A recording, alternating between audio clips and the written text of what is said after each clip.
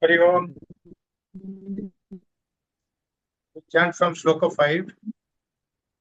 Uddharet Atmanatmanam Natmanam Bhavasadayet Atmaim Hyatmano Bandhu Bandhuratmanastha Yenatmevatmanajitah Anatmanastu Satrutve Vartatatmeva Satruvat.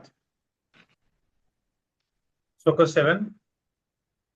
Jitatmana prasantasya Paramatma samahitah शीतोष्ण सुख दुखेषु तथा मानापमानयोः ज्ञान विज्ञान तृप्तात्मा कूटस्थो विजितेन्द्रियः युक्त इत्युच्यते योगी समलोष्टास्म काञ्चनः सरुन्मित्रायुदासीन मध्यस्थ द्वेष बन्धुषु साधु स्वपि च पापेषु समबुद्धि विशेष्यते. श्लोक 10. योगी युञ्जीत सततम् आत्मानं रहसि स्थितः एकाकी यतचितात्मा निराशीत् अपरिग्रह शुचो देशे प्रतिष्ठाप्य स्थिरमासनमात्मनः नात्युच्छित्तं नाति नीचं शैलाजीन कुशोत्तरम् तत्रैकाग्रं मनः कृत्वा यतः चित्तेन्द्रियक्रियः उपविश्यासने युञ्जात् योगमात्मविशुद्धये. श्लोक 13. समं काय शिरो ग्रीवं धारयन् अचलं स्थिरः सम्प्रक्ष्य नास्तिकाग्रं स्वम् ईशश्चानवलोकयन् प्रसादात्मा विगतर्भिः ब्रह्मचारी व्रते स्थितः मनः संयमनिश्चितः युक्त आसीत मत्परः युञ्जन्नेव तदात्मानं योगी नियतमानसः शान्तिं निर्वाणपरमां मत्संस्थाम् अधिगच्छति. युञ्जन्नेवं सदात्मानं योगी नियतमानसः शान्तिं निर्वाणपरमां मत्संस्थाम् अधिगच्छति. Hari Om. Welcome to this session on Bhagavad Gita, chapter 6. We have completed up to sloka number 14. We'll continue with sloka 15. Just to give a brief on what sloka 15 are told, 14, 13 and 14 are together. I told you. It gives you the how to hold the body, how to sit down, all that it gives, So when a person, a yogi, sits down for dhyana, he should have his body, head and neck erect, and he should look at the tip of his nose, and his side should not waver here and there. Then it should be prasanta atma, serene mind, free from fear, vigata bhit, free from fear. Then it form in its brata, brahmachari brata. It should be adhering to brahmachari brata. That is student life. Then manas should be sanyama. It should be controlled mind. And what is more age, it should keep me, Krishna, or the Bhagavad as his goal. He should remain seated with the supreme deity as his goal. Okay? These are the things that we have decided. We have seen that. Matchito yuktaha. Should always think of Bhagavan. Not that thinking of something else and just sitting down for dhyana. Ashita matpara. Let him sit near me only. That means that goal should be that supreme consciousness.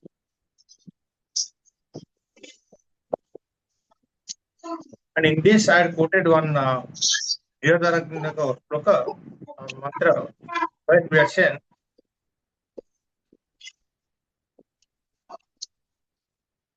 that whatever you do, you have some attachment to outside objects. You love your spouse, you love your family,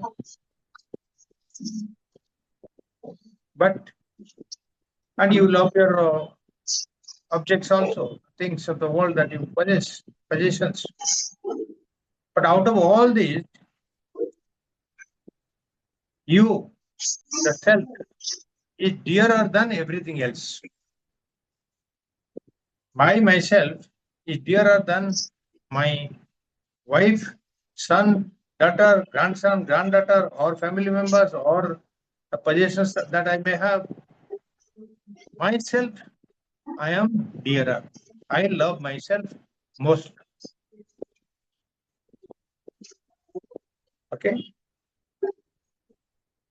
So this is the thought that is coming out here. That means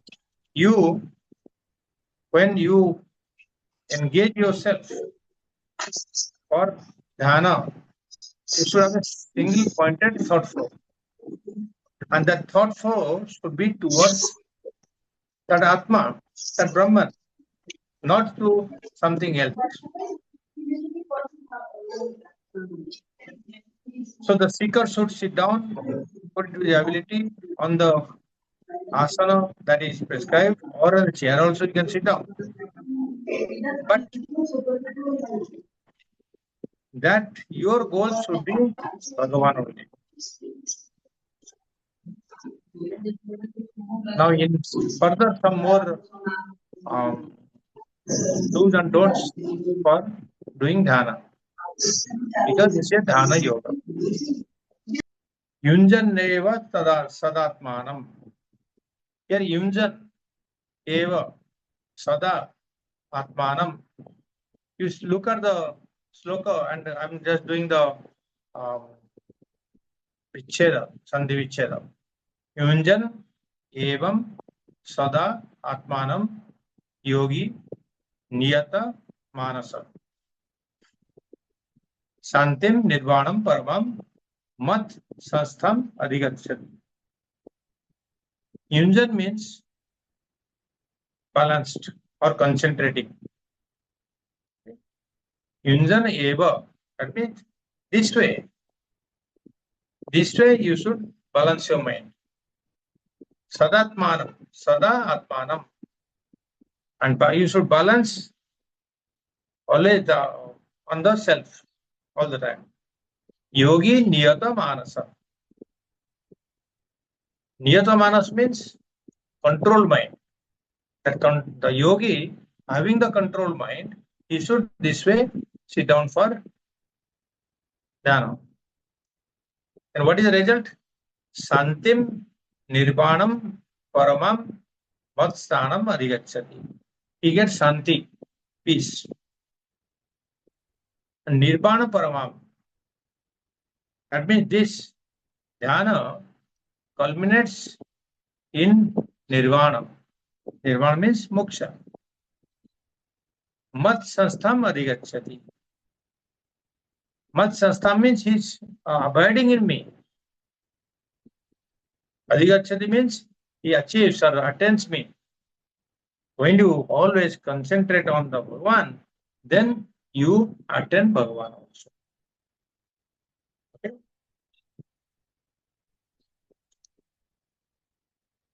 So he said, Sada Jana Eva. That means this way. Which way? The way that we had told earlier. He has got a yogi is having a balanced and concentrated mind. This concentration is achieved by the methods prescribed earlier in the slokas. That yogi has got a controlled mind. Through that, he achieves what we call his peace of mind. And that peace of mind mind culminates in nirvana or mukti or liberation, and the person abides in Bhagavan, in me, and steadfast in my nature. That's the only way of your mukti. Finally, he attains peace. How does he attain peace? By attaining peace, he paves the way for liberation. And that happens through concentrated, balanced mind. Okay. Yunjan means balancing or concentrating. So how does the yogi concentrate? In Patanjali Yoga Sutra, it is said that concentration happens because of abhyasa and vairagya. Abhyasa means practice, vairagya means renunciation. It's very clear. Unless you practice, you cannot have this concentration. Many people complain, I cannot sit for meditation for 10 minutes also. Yes, this is correct. If you don't practice, you cannot. You require long time of practice to concentrate. And vairagya also. You cannot be attached to many things of the world, all the worldly things all the time, and then you see you will detach at the time of dhyana. It is not possible. So you have to be to some extent detached. Only mental detachment. I'm not talking of give up everything. So that abhyasa and vairagya in its reference is Patanjali Yoga Sutra 112. The abhyasa and vairagya is required. Practice and detachment. Okay. So he says Yunjan Neva, Yunjan Evam. And Evam means like this. Like this, like what? This type of methods which have been prescribed earlier mantras, earlier slokas. And what are the earlier slokas they have taught so far? What is the mentioned in the previous slokas? See, number one, they have told us to stay in solitary place. Ekanta, solitary place. Number two, you should have a clean place. Number three, when you sit down, you should have a steady posture. How is the steady posture? Your spinal cord, your neck, and your head should be in one line. Okay. Then your asana should not be too high or too low. Okay. These are things I am only repeating so that we remember. Your asana should not be very high or low. Then we have the quality of the asana. He has said that 3 levels of asana, like pusa grasa, pusa grass. Then mruga charma, then a thin cloth, like that here. But it can be modified in this stage also. Okay? And controlling the mind and making it serene by keeping your posture right. So these are the, so far he has described, this is the way that you should, physically you should engage in yoga. Now, he says, if you do like this, yogi niyata manasa. Niyata manasa means what? Whose mind is controlled all the time. Niyata, niyam se niyata. He fully restrains his mind from going outside or here and there. Okay, that means he doesn't have much of mental modification. Modification means what? Physically, you can change your mind, look at here and there. But mentally also, you're keeping your mind also steady. You sit down erect, but still the mind can go somewhere. Mind doesn't require a direction to go. It will go anywhere. So, how does the mind go? The mind goes by thought only, thinking. The thinking is what? Once you steadfast your mind, any thinking is a modification from that. Any thinking is a different modification, change of what. Suppose you have kept your mind steadfast on Bhagavan, anything else becomes a modification or change. The change will be, that will be a worldly thing, not a spiritual aspect. So these distractions will not be there for the mind. So that's why Nitya Manasa is a disciplined, controlled mind, and it is also without any distraction or modification of the mind. And when you modification of mind, you are thinking of something else, isn't it? Except Bhagavan ko jo soch rahe ho, without that you can think of any other worldly matters also. So that becomes a distraction. So you keep it under control. Yukta Manasa. So once the yogi comes to this state of dhyana, what he achieves? Ekdam, he's thinking of Bhagavan, keeping his mind on Bhagavan and sitting erect, and it's a cleaner place, all that preparations he has done and doing dhyana. What he achieves is adhigachati. Adhigachati is he gains, he achieves. What he achieves is peace. Shantim adhigachati. How does he get peace? What does it mean by peace? Coming back to the same. Peace means stopping all forms of thinking here and there. That means that mental modification, what I was telling, thought changing all the time, that stops. That brings you peace. That flow of thought is steady, open, matchita, and Bhagavan comes. So if he stays like this, the final outcome is nirvana. Nirvana paramam, the ultimate nirvana, liberation or moksha. What is that liberation? What do you mean by liberation? Liberation means liberation from ignorance. All liberation from ignorance. Because I don't know, I am that Satchidananda, Ananda Swarupa, I am thinking of something else. Once I know my true nature, then I am free. So that is cessation of ignorance together with the effects. Once you have liberation, then there will be so many other things also associated with it.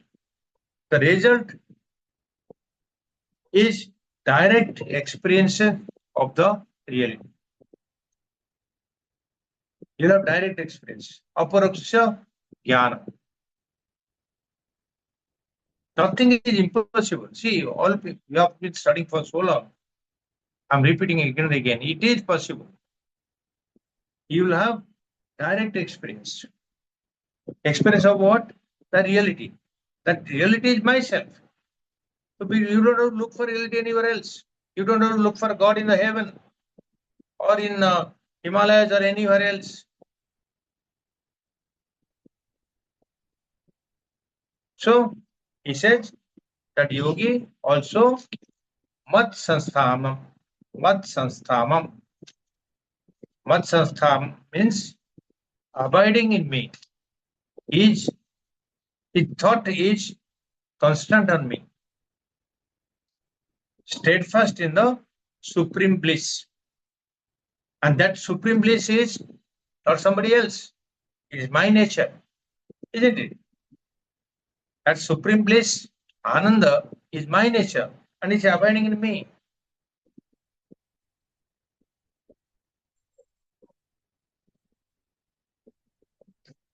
Such a, this is a very tough, it is not dhyana anymore. This is not dhyana, this is samadhi. This intense practice of dhyana leads you to samadhi. And samadhi is what? intense concentration or absorption. Absorption in him. You can change over. Him means self. Self is Brahman, Atma. So absorption is the key word here. It means samadhi. In our Vedanta, it is called samadhana. That sadhana chatushtaya, there is one qualification is samadhana. Samadhana means samadhi. Samadhi is the term used in Yoga Sutra. Okay, so samadhi doesn't happen. I mean, you cannot try to come into samadhi. You make efforts. Some efforts are required to sit on dhyana. Out of the Ashtanga Yoga, the 8 steps, Dharana, Dhyana, Samadhi are the last 3 steps, three limbs. Dharana is only attention. Dhyana is meditation. Samadhi is absorption. But to come into a posture of meditation and actually do the dhyana, Bhagavan has suggested so many things. That's all those require some efforts, some action is required, isn't it? So some action or efforts is required to come into dhyana in the beginning. After that, it flows. But then the seeker or the yogi cannot possibly try and come to samadhi. You cannot make efforts to go into samadhi. Samadhi, and from the dhyana state, your mind glides into that, where there is nothing else except absorption of in the self or in the Atma. Actually, in Yoga Sutra, it is in the object. Whatever you are doing dhyana, you will get absorbed there. Suppose a person does dhyana on wealth. So he will think of that wealth only. He looks at a very beautiful bungalow or a high-end car. So if he does the dhyana on that, so he will achieve that only. So मन उधर लग जाएगा तो हो जाएगा. So or some quality. Suppose he does the dhyana and on say walking on the water, above water, or flying. So that all that is what? Some achievement. If a yogi tries to achieve that, that is called a siddhi. Okay, he will achieve. A householder also can achieve whatever he wants if he concentrates on that. But that is all comes in dhyana, and dhyana, if you put your attention or your mind on objects of the world, which are ephemeral, which are come and go, objects, you can get it, but that will be called a siddhi.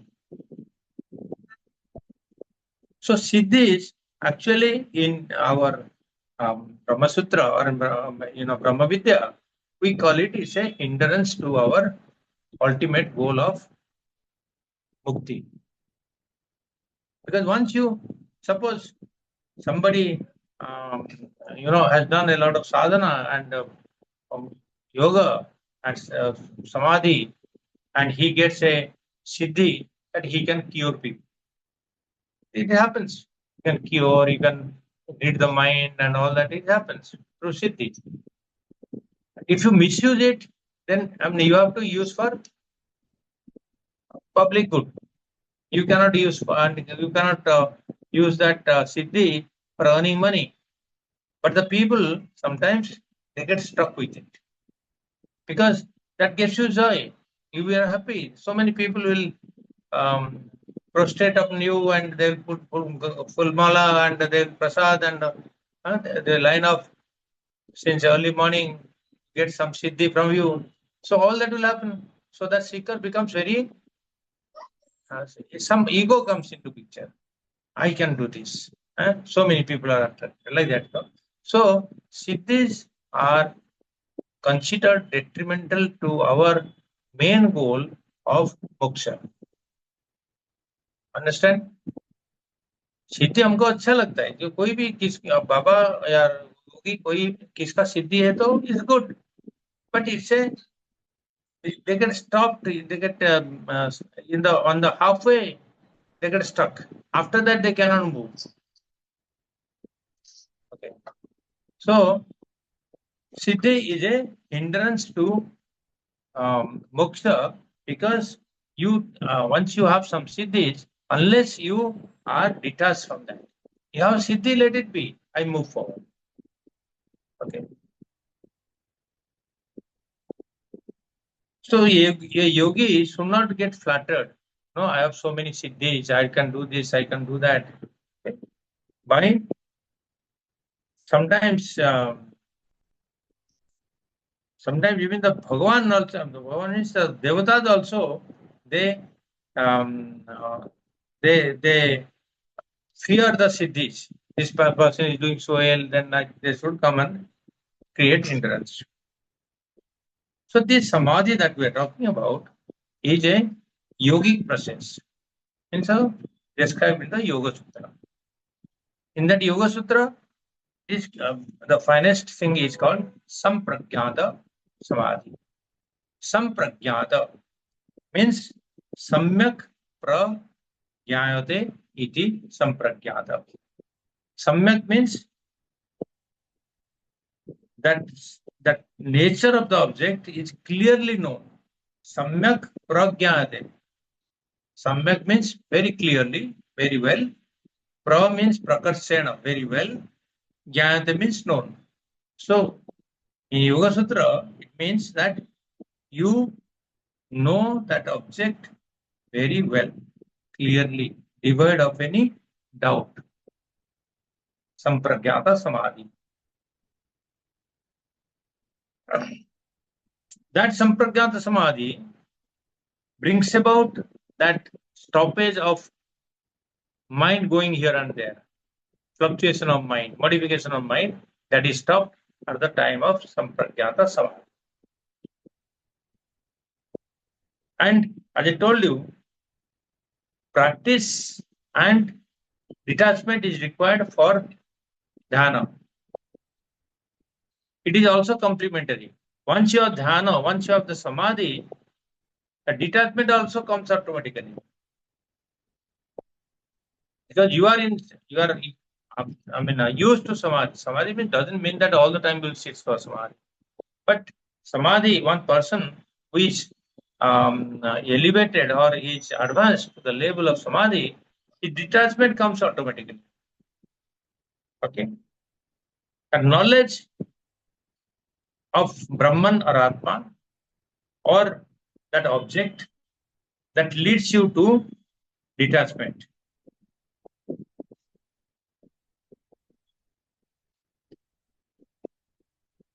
So in Yoga Sutra, the Sampragyata Samadhi, when it reaches the highest stage, it is called Viveka Khyati. Viveka Khyati. Viveka Khyati means discriminative knowledge. Viveka means discrimination. Khyati is here knowledge. That means you have a knowledge which you have discriminated against. So there, in that stage, the mind's fluctuations, modifications, spreading here and there, it ceases. In case of a samadhi. And that state is also called, that yogi, that seer, is said to be in a state of Kaivalya Mukti. Kaivalya Mukti means moksha. So I told you two things. One, if you go, yogis also get liberation, moksha. But Vedantists do not consider this of a goodwill of this siddhis. Okay. So one should aim for the highest, and other siddhis what comes in between, that you should think that is a detrimental to your highest goal of moksha. So, okay. So here in this sloka, I told you what happens when a person sits down for in a balanced and concentrated mind, it sits down, and then how he controls his mind, how he gets a peace of mind, then that culminates in a moksha, and that time the person is abiding in the self or abiding in Bhagavan. It should be steadfast in its nature. In this, I also refer to yogic principle of samadhi and sampragyata samadhi. And in yoga, I mean, you, of course, it is for moksha, but some people can also concentrate on objects of the world and they can get um, the siddhis, which is not good for moksha.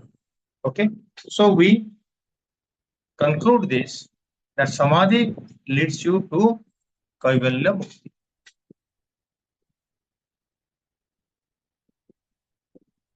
So this sloka number 15 is over. We go to sloka 16. See, nirvikalpa and savikalpa samadhi, this terminology is used in Vedanta. This terminology, nirvikalpa, sarvikalpa, is not there in Yoga Sutra. Yoga Sutra, the terminology is sampragyata samadhi or sampragyata samadhi. Yes, there is a terminology, asampragyata samadhi. So this is a little less, but sampragyata is the highest culmination, and there where you are already steadfast in mind and in the object of meditation. Now, mukti or moksha means a liberation. That means you are getting liberated from something. That liberation from what?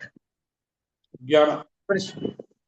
Not liberation from jnana, liberation from ajnana. Liberation of jnana. Ajnana. Also liberation from the bondage of the sansara. Okay, you know that once you are liberated, that means you do not have any cycle of birth and rebirth. That is also liberation. So, and also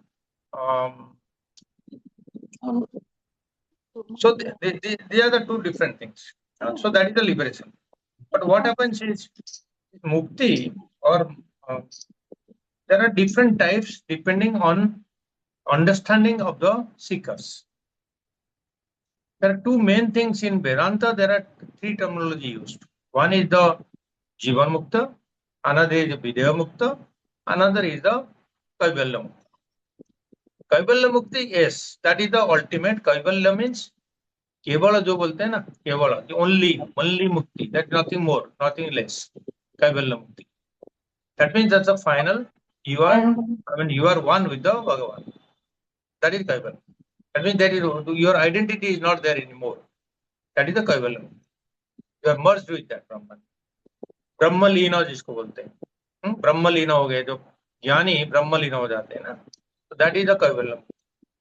Now come back to this Jivan Mukta and Videha Mukta. Jivan Mukta is the person while living, he attains the knowledge. Attains the knowledge means he understands that I am the self, I am the Brahman, I am Brahmasmi. There is no difference between me and the Brahman. Once that knowledge is understood, and that knowledge should be not as a intellectual knowledge, but as a experiential knowledge. Then he is a liberated person, but he liberated, but he is still living. So when he's leaving, he's liberated, then he's called a Hello. जीवन मुक्त पुरुष. ये उसको मुक्त मिल गया है, but he is a जीवन भी है. So he is a mukta purusha, but while living, because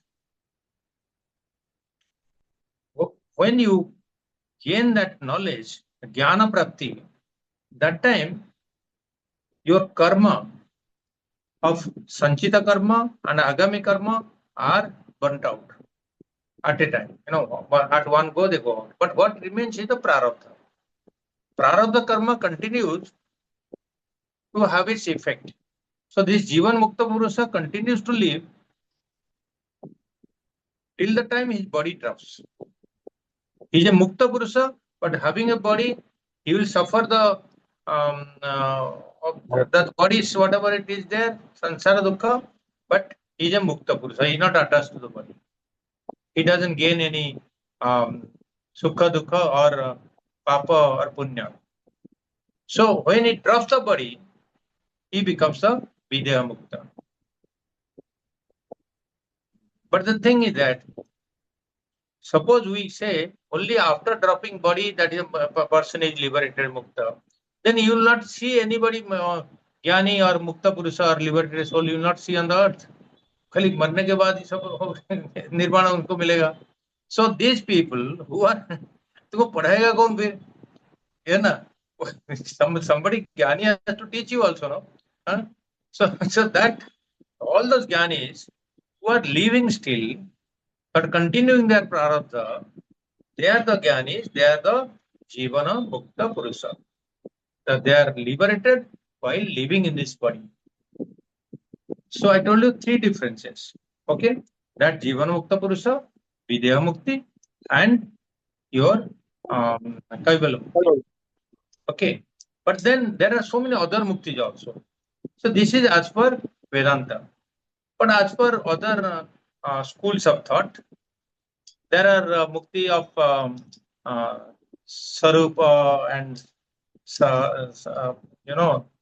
when a person attends, I mean, he has the same features as the Bhagavan, then he's a Swarupa Bhagavan, Swarupa Mukti. Then he has got a Sannidhya, no. There are 6 types of mukti like that, if you are living in the Vishnu Loka, you have a mukti. You go to Shiva Loka, you have a mukti. But then that mukti is not Kaivalya mukti. You are not merged with the Bhagavan. You are near Bhagavan. Sarupa, Salokya, Sarupa और कुछ है. तो रूपा किसको मिलता है? Same Rupa he is Mukta. Same loka milta hai, so he is mukta. But then even though he goes to that loka, after his punya gets over, he comes back. So that type of mukti, many people, Swarga mein to mukti mil gaya. So, but you come back from Swarga. But Kaivalya Mukta means you never return. You are one with the Lord. I'll tell you that 5-6 types of mukti, but for us, Vedantis is only Kaivalya Mukta or Jivan Mukta or Abhidya Mukta. Anything else? No, I have another one, and that is, see, we are always saying that we must concentrate on the Brahman who is inside our heart. Am I correct? But why do we go to the Himalayan caves actually? These people, those who teach us this, ultimately they go to the caves. Why? See, it is not required to go to the caves. And how many people are going to the caves? They go to the Himalayas, yes, for solitary staying or ekanta vasa. Some people have got the thought that I'll live in a cave like others, I'll stay and I'll get mukti. But that doesn't matter. People staying in Rishikesh or Uttarkasi, they are not, that is not, they can have their mind also working for something else. So it is not getting them that samadhi, even they live in the Himalayas. It's not necessary. But then see what happens. I'll tell you my own experience. If you are in Rishikesh or Uttarkashi or anywhere else, you may be in contact with the family or contact with the world, but it is less. When I am living in this house, then something or the other is going on. Somebody's birthday is going on, somebody's marriage anniversary is going on, WhatsApp groups are going on, so you are responding to that. Huh? So all this, kiska शादी में जाओ, किसका funeral में जाओ, all this you get involved, isn't it? So when you get involved with all these sansaric activities, then your time for spiritual sadhana is less. There what happens, you come in contact with like-minded people and you always think of only the sadhana or the shastras or the gurus or the jnana, and you concentrate on that only. So your distraction of the mind is less. Yeah, ahara karne ka na ahara. Ahara is not only the arnam. Ahara can be also pani, can be also your leaves, or it can be also air. So by their sadhana, they have got accustomed to eating less and less. But what I have seen, wherever the yogis are there, and whatever I have known, everybody makes arrangements for food. Even in Uttarkashi, in the cold, most of the people come down, But then some of the sadhakas they stay there in the caves or kutiyas, they stay. But then they store up some provisions. They make some arrangement for cooking, or they get a lot, those who stay. That means they are taking the difficulty of staying back in Uttarkashi is a tough task. So many of the bhaktas, they donate them things, kambal, ghee, all that. They donate to them before the provisions हो गए दे के रखते हैं, so that they can stay that 4 months they can stay in the cold winter.